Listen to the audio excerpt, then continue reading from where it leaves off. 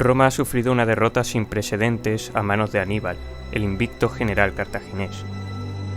Del mayor ejército jamás movilizado por los romanos, solo queda una pequeña parte, que ha escapado y ha encontrado refugio en una ciudad cercana. Las consecuencias son dramáticas, tanto dentro como fuera de Italia. Algunos de los enemigos de Roma, viendo que su derrota es solo cuestión de tiempo, unen fuerzas con los cartagineses para cobrarse su venganza. Pero los romanos no están dispuestos a dejarse vencer sin luchar. Fuera de Italia hay generales que siguen luchando para evitar que la situación vaya a peor, manteniendo ocupado al enemigo en un intento por evitar que Aníbal reciba sus muy necesarios refuerzos. Roma dominaría el mundo, pero no todo fueron guerras. Las ciudades fueron muy importantes para la cultura romana, y asegurar su prosperidad era asegurar también la del imperio.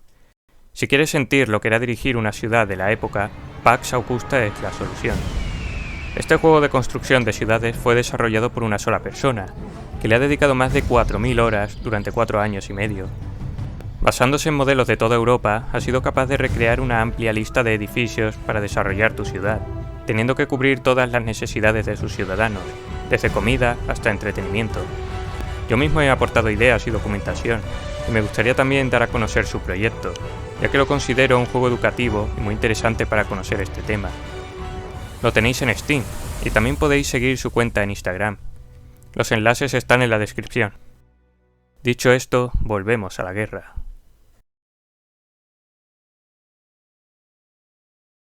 Los meses posteriores a la batalla de Cánae fueron traumáticos. Gran parte de los ejércitos habían sido destruidos, mientras que los restantes estaban desmoralizados. Un cónsul había muerto, y la carrera política del otro estaba arruinada.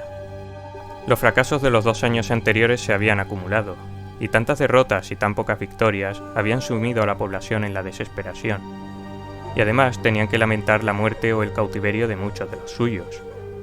En 20 meses de combates, habían perdido a más de 150.000 hombres, lo que suponía una quinta parte de todos los varones en edad militar. Prácticamente no había nadie que no hubiese perdido a un familiar o a un conocido en combate, por lo que la declaración de un día de luto nacional tenía mucho sentido. Hay incluso registros de sacrificios humanos, extremadamente raros en la historia romana. Una pareja de galos y otra de griegos fueron enterradas vivas en el Foro Boario, costumbre que según Livio no era nueva. Para colmo, la desesperación llegó también a los aliados, muchos de los cuales se sublevaron contra el poder romano y se unieron a los cartagineses. Como comentó Livio, cómo de grave fue la derrota de Cánae que aquellos que la precedieron eran vistos como aliados de Roma. Antes de aquel fatídico día se habían mantenido impasibles, y ahora dudan solo por haber dejado de creer en el poder romano. Unas pérdidas fueron más dolorosas que otras. Tarento y Capua, 2 de las mayores ciudades de Italia, desertarían más adelante a Cartago, además de la poderosa Siracusa. Eso significaba que no solo tendrían que hacer frente al imbatible ejército de Aníbal, sino también a las numerosas ciudades que habían traicionado su alianza. El Senado se reúne en una sesión de emergencia para buscar una solución. La guerra es también visible en la curia. De 300 senadores, unos 100 han muerto en alguna batalla, en especial Cánae. Siendo en apariencia una victoria fácil, fueron muchos los senadores que no dejaron escapar la oportunidad de ganar un fuerte impulso a su carrera política. Los ánimos habrían estado por los suelos, pero también había muchos asuntos que tratar. En primer lugar estaba la amenaza de Aníbal, quien con toda seguridad avanzaría hacia la ciudad. En segundo lugar, el orden público estaba por los suelos, lo cual dificultaría cualquier medida que se tomase. Por último, y por ello no menos importante, estaba la cuestión de dónde sacar las tropas necesarias. Fabio Máximo intervino para poner orden. Primero había que restaurar el orden, y para ello ordenó que los ciudadanos no saliesen de casa a menos que fuese imprescindible, y que cualquier noticia de la batalla se les daría personalmente. Para evitar lloros y gritos, se prohibió a las mujeres salir de casa, y también se limitaron los ritos funerarios a los hogares.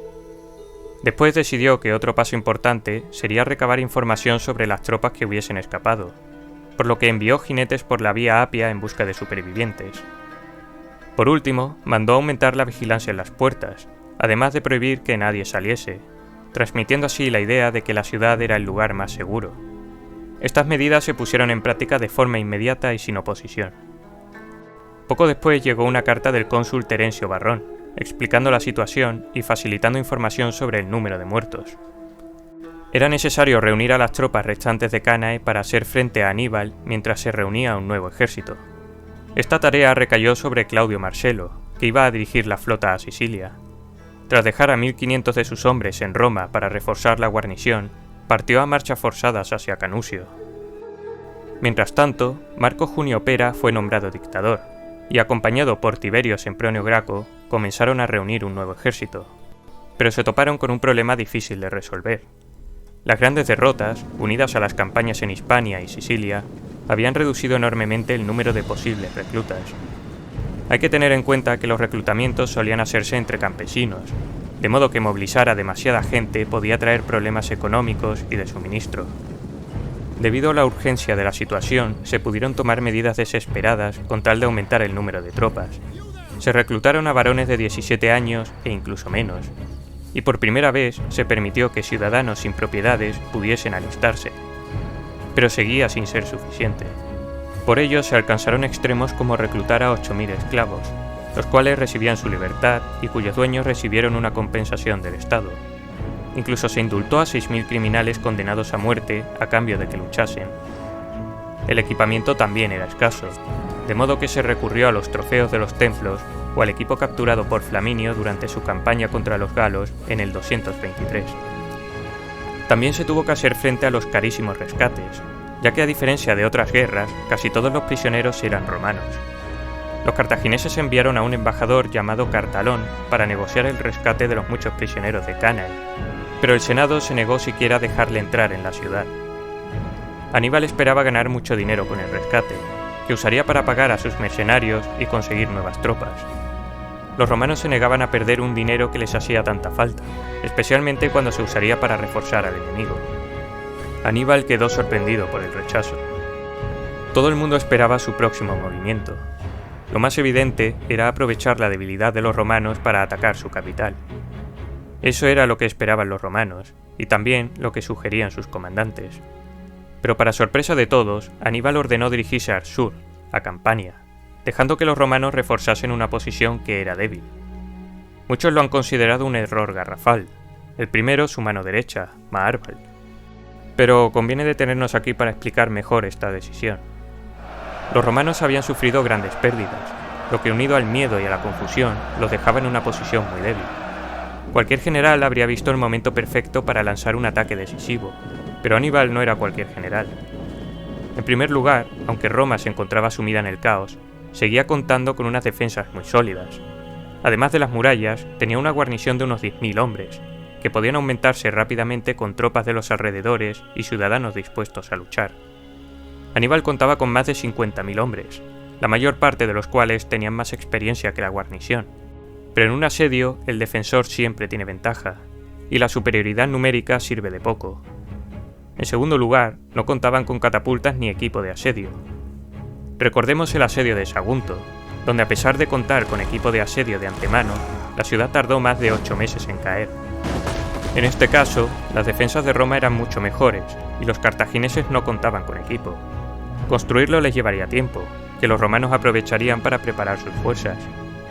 Una vez comenzado el asedio, al tener al ejército detenido, deberían confiar en una ruta de suministros, que los romanos podrían interrumpir.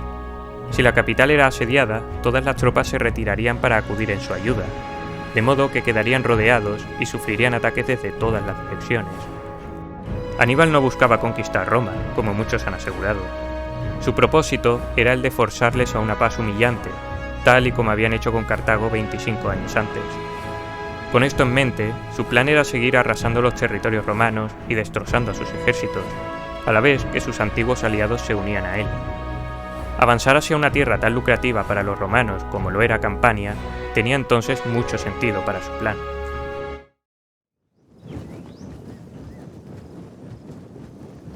Cuando Marcelo se reunió con los supervivientes de Cannae y tras averiguar que Aníbal se dirigía a Campania, se apresuró para llegar antes que él. Aníbal había reunido un buen número de aliados en Brutia y avanzó de nuevo hacia Campania. Su principal objetivo era Neápolis, cuyo puerto le permitiría recibir unos valiosísimos refuerzos.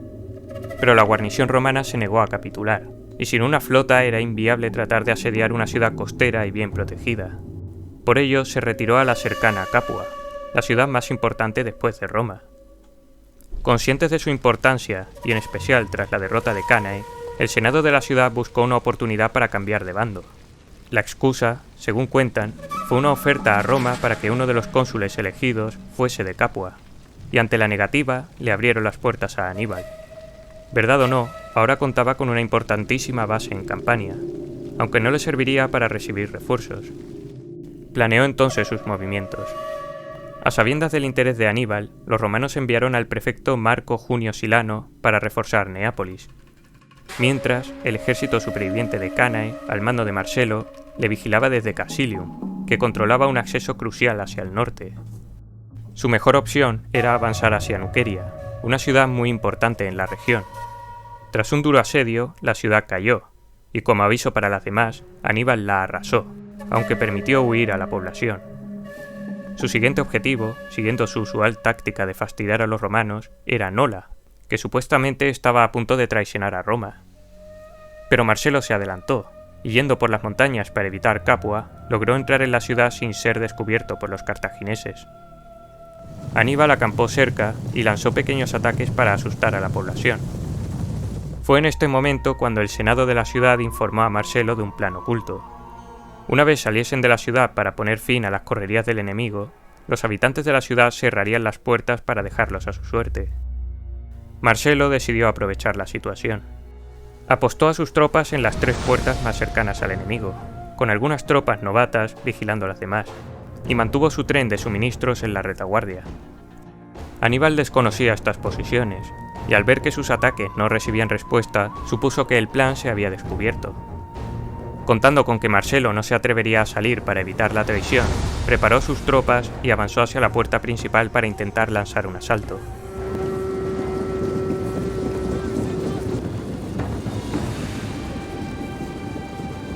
Pero cuando estaban a punto de llegar, Marcelo, de forma totalmente inesperada, salió con sus tropas y atacó.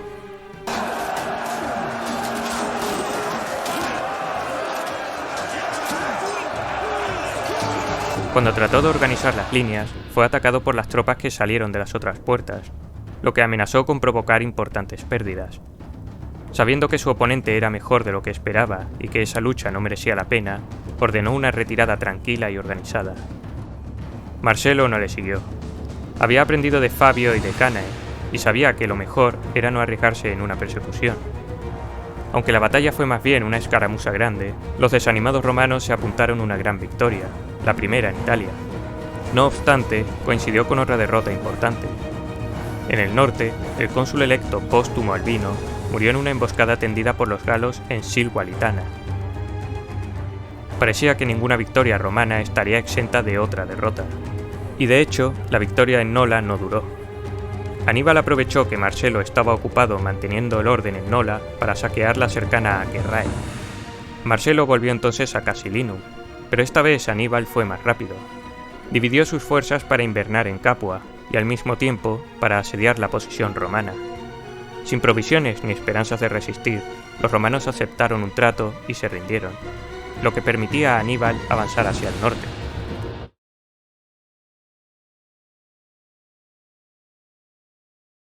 Más allá del mar, en Hispania, la situación era muy diferente a la de Italia. Asdrúbal estaba ocupado en el sur, haciendo frente a una serie de revueltas, que los hermanos Escipión aprovecharon para saquear los territorios al este.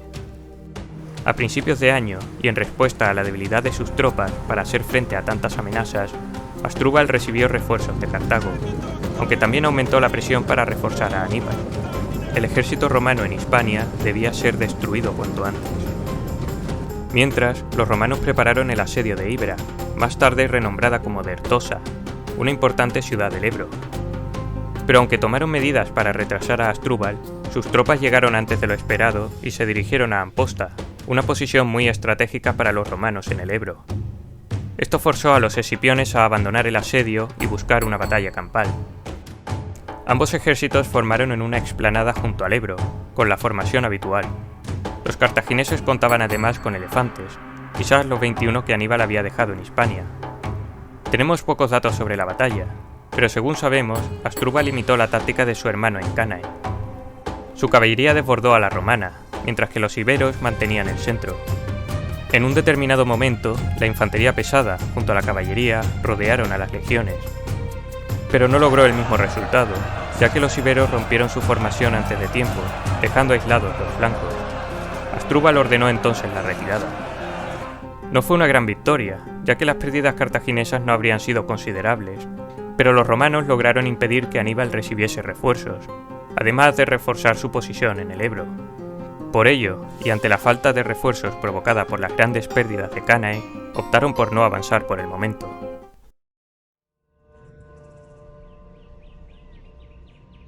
En Cartago, dos ejércitos se estaban preparando para una nueva ofensiva. El primero, al mando de Asdrúbal el Calvo, tenía como objetivo recuperar Cerdeña, al borde de una rebelión y mal defendida. El segundo, al mando de Magón, estaba destinado a reforzar a su hermano en Italia. Pero el senado cartaginés estaba dividido. Los bársidas pensaban que la única forma de ganar la guerra era seguir presionando a los romanos en Italia. Como prueba, Magón enseñó los muchos anillos que habían obtenido de aquellos ricos caídos en combate, además de los consulares. Pero la larga lista de éxitos de Aníbal no fue suficiente para convencer a sus antiguos rivales, encabezados por Janón el Grande. La derrota en Dertosa amenazaba a las vitales posesiones de Cartago en Hispania, y según defendían, era más importante proteger sus territorios que conquistar otros nuevos. Pero había otra razón. La rivalidad entre Janón y los bársidas se remontaba a la guerra anterior, y no le gustaba para nada ver cómo un bársida lograba grandes victorias. Si Aníbal recibía a los 18.000 hombres de Janón, podría seguir sumando victorias, y quizás incluso conquistar Roma. Eso, por supuesto, le convertiría en el hombre más reputado y poderoso de Cartago. La decisión final fue enviar a Janón y sus preciados refuerzos a Hispania, mientras que lo único que llegó a Italia fue un pequeño destacamento de 6.000 jinetes y 40 elefantes.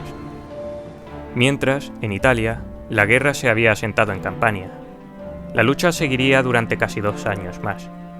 Los romanos habían desplegado 3 ejércitos en Campania, al mando de Marcelo y de los cónsules Tiberio Sempronio Graco y Fabio Máximo. Fue en este momento cuando Capua trató de convencer a una importante ciudad costera, Cumas, para que cambiase de bando. Ante su negativa, les invitaron a una celebración religiosa en Jámae. Si las negociaciones fallaban, podrían atacar por sorpresa a Cumas. Sospechoso de las intenciones de Capua, el senado de Cumas le pidió ayuda a Graco. Siempre atento, Graco exploró los alrededores y dio con un campamento oculto donde Capua tenía una parte de sus fuerzas. La sorpresa y el reducido número de tropas le dio la victoria a los romanos. Aníbal ya estaba en camino. Su avance fue avistado por los exploradores de Fabio, que al estar en la otra orilla del Volturno, prefirió no arriesgarse a cruzar, dejando solo a Graco.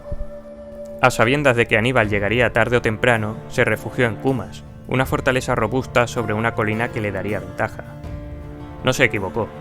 Aníbal llegó, casi doblándole en número y decidido a tomar la ciudad. Desde las murallas pudieron ver cómo los atacantes construían una torre de asedio.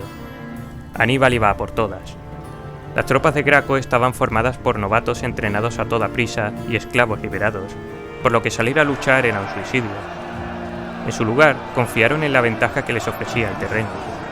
Los cartagineses atacaron, pero tras una dura refriega fueron rechazados y la torre fue incendiada. Aníbal, sin refuerzos considerables a la vista, no quiso arriesgarse a sufrir más pérdidas, así que aguardó a que los defensores saliesen. Pero aunque sus hombres querían luchar, Graco sabía que su mejor opción era quedarse y aguantar el asedio, aunque al final Aníbal se retiró. Mientras, Fabio había atravesado el río y se había reunido con Marcelo en su Ésula. De esta forma, Aníbal quedaba acorralado y frente a un ejército conjunto que le superaba ampliamente en número.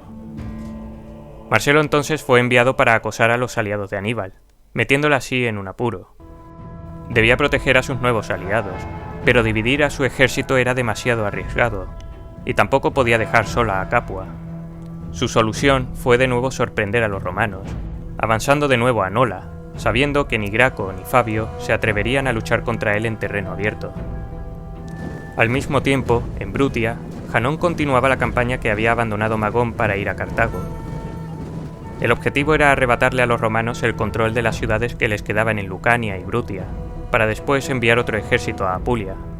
De este modo, los romanos perderían a muchos aliados, y los cartagineses contarían con 3 grandes ejércitos que podrían unirse en caso de necesidad. También les interesaba controlar el mar Jónico para mantener una comunicación segura con un potencial aliado, Filipo V de Macedonia. Pero con la negativa del Senado de enviar los refuerzos necesarios a Italia, Janón se había quedado solo. Poco antes había sufrido una pequeña derrota en Grumentum a manos de Sempronio Longo, quien ya había luchado contra Aníbal en Trebia, pero que no le impidió continuar su misión. Entonces recibió órdenes de unirse a Aníbal en Nola, a donde se dirigió con el pequeño ejército recién llegado desde Cartago. Aníbal se acercaba a Nola, cuya posición estratégica en el centro de Campania justificaba un segundo intento por tomarla. También ofrecía valiosas provisiones para mantener contentas a sus tropas, pero lo que le interesaba a Aníbal en ese momento era atraer a Marcelo, y de este modo detener los saqueos a sus nuevos aliados. Pero esta vez no contaba con ayuda dentro de la ciudad, ya que Marcelo se había ocupado de acabar con los disidentes. Había que asediar la ciudad. Marcelo entró en la ciudad, y fiel a la táctica de Fabio, se limitó a lanzar pequeños ataques contra el cerco. 3 días después, una parte del ejército cartaginés salió a buscar suministros, momento que Marcelo aprovechó para formar y salir. Aníbal no rechazó la batalla, y llamó de vuelta a los que habían salido. A las tropas romanas se le unía la guarnición de Nola, que se quedó en la retaguardia a modo de reserva, con orden de intervenir si recibían una señal. La batalla fue intensa, aunque los romanos fueron capaces de presionar a sus oponentes, quizás animados por su retirada en Cumar unos meses antes, a lo que se le unía el reducido número de tropas. El apoyo de Nola también fue crucial, tal y como relata Livio. Además de dar apoyo desde la retaguardia, atacaron cuando recibieron la señal de Marcelo, lo que inclinó la balanza aún más a su favor. Los cartagineses se retiraron, y al igual que en la batalla del año anterior, no fueron perseguidos. Parecía que la suerte, poco a poco, empezaba a sonreír a los romanos. La escala de las batallas se había reducido enormemente, pero la táctica ideada por Fabio, que tantas críticas le habían valido en el pasado, les otorgaba ahora éxitos. Estos éxitos eran muy necesarios para un pueblo desesperado y un ejército agotado, que recurría ahora a esclavos y perdonaba sentencias a prisioneros para que luchasen. Pero aunque Aníbal fuese saboteado por sus paisanos, no estaba solo en la guerra. Durante el verano mantendría conversaciones con Macedonia y Siracusa, que obligaría a los romanos a luchar en más frentes. En cualquier momento, el rumbo de la guerra podía volver a cambiar, y eran los romanos los que estaban perdiendo en este conflicto. Solo la suerte podía decidir el destino de ambos bandos.